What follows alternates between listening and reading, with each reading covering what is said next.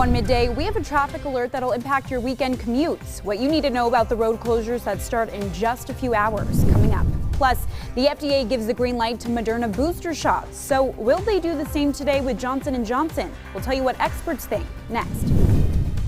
And after a cold start, it's going to be a cool and beautiful fall day, but we get some slightly warmer temperatures as we move into this upcoming weekend. We'll talk about it on Midday that starts right now. Live, we're there for you. ABC4 News Midday starts now.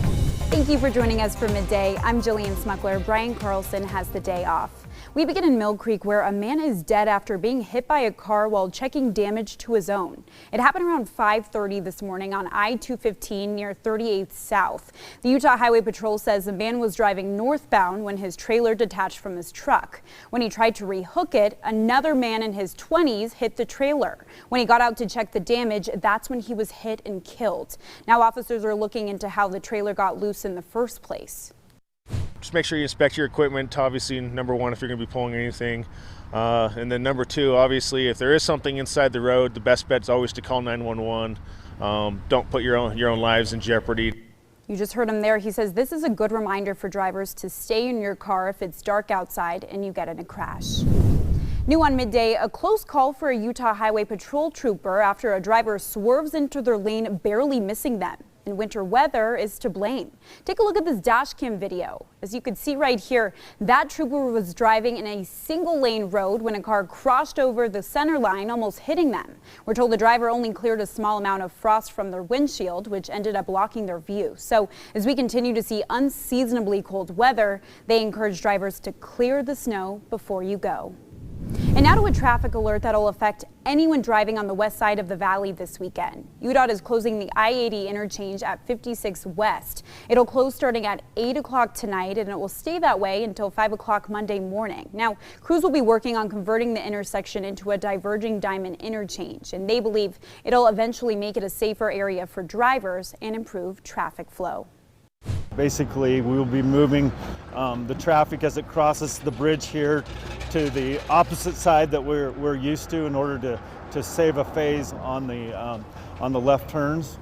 In the meantime, drivers will be detoured to 72nd West, Wright Brothers Drive, or Bangor Highway. And as we head into the weekend, let's check in with meteorologist Thomas Gieboy. And Thomas, it's been cold, but we are expecting a pretty nice weekend. Yeah, it's going to be a beautiful fall weekend across the Beehive State, and our temperatures will also be milder compared to what we've gotten used to. Now, that's really not saying too much because it has felt like winter so far this week, but we're warming up nicely for the time being. It's already 48 degrees in Salt Lake City. That's already above what we saw for the high yesterday, where it was only 44 to 45 degrees. Cedar City, you're still on the chilly side at 44. Meanwhile, down in St. George, 55, feeling rather comfortable.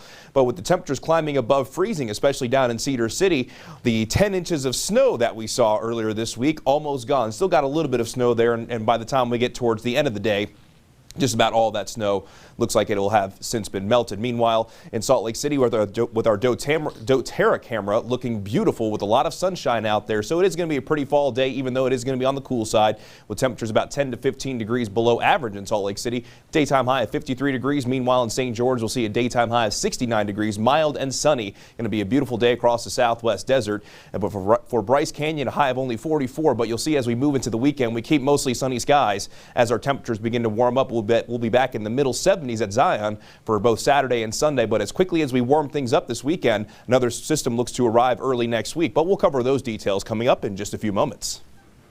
Alrighty, thank you, Thomas. And with all that snow we've been seeing, snowboarders and skiers are flocking to the mountains. That's no surprise, but there's now a new option for those who don't want to wait in long lift lines. Snowbird is rolling out new express lanes called Fast Tracks. You'll find them at 6 different lifts there. It's just one of several changes Snowbird is rolling out for its 50th anniversary. So if you want to know what else they're doing to celebrate, just head to our website at abc4.com.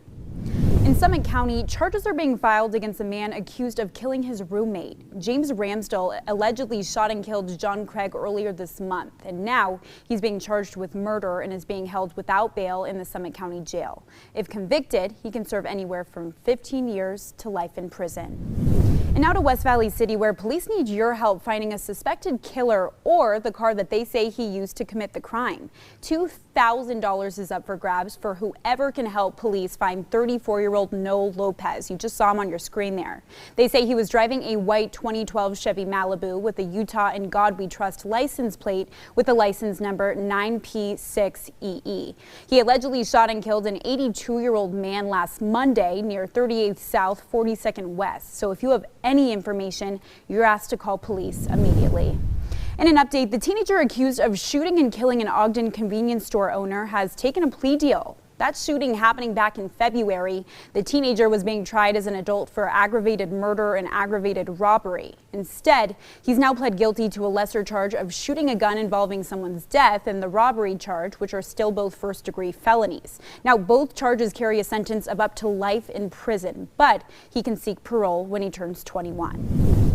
And now to encouraging news in the fight against COVID-19. In southern Utah, cases have been dropping there for the past 2 weeks. Now keep in mind, only 50% of people living in the St. George and surrounding area have actually gotten the vaccine.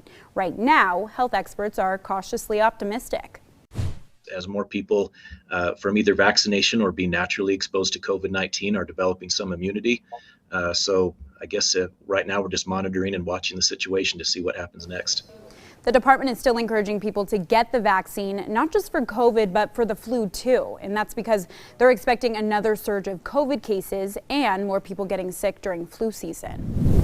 In a big announcement from President Joe Biden today, he says companies with 100 or more employees will need to issue vaccine requirements. Utah's Department of Workforce Services says this will affect over 2,000 companies and hundreds of thousands of Utahns. Businesses caught not following the rules could face a $14,000 fine per violation. Top state Republicans are already speaking out against the requirements. Businesses are struggling to hire employees, and we're on the verge of putting them in a position where they can't hire not unvaccinated employees. It's really detrimental to our economy. In the meantime, Utah legislators are preparing for a possible special session to discuss the new policy. And vaccine mandates are proving to be a controversial topic. In fact, workers at the nation's leading nuclear weapons laboratories are suing over the mandate. Over 100 of them are suing because they believe that their rights are being violated. The lawsuit claims the management has been harassing employees and creating a hostile work environment. Now, one employee even says he was told he and his family deserve to die. It will be up to a state district judge on whether to grant an injunction to prevent employees from being fired, all while the merits of the case are still being decided. And today, a key FDA panel is set to review Johnson & Johnson booster shots. Now, all of this comes after that same advisory panel voted to recommend Moderna booster shots for millions of Americans just yesterday. This includes those who are 65 and older, anyone over 18 with underlying health conditions, and those who have high risk of exposure to the virus at their jobs.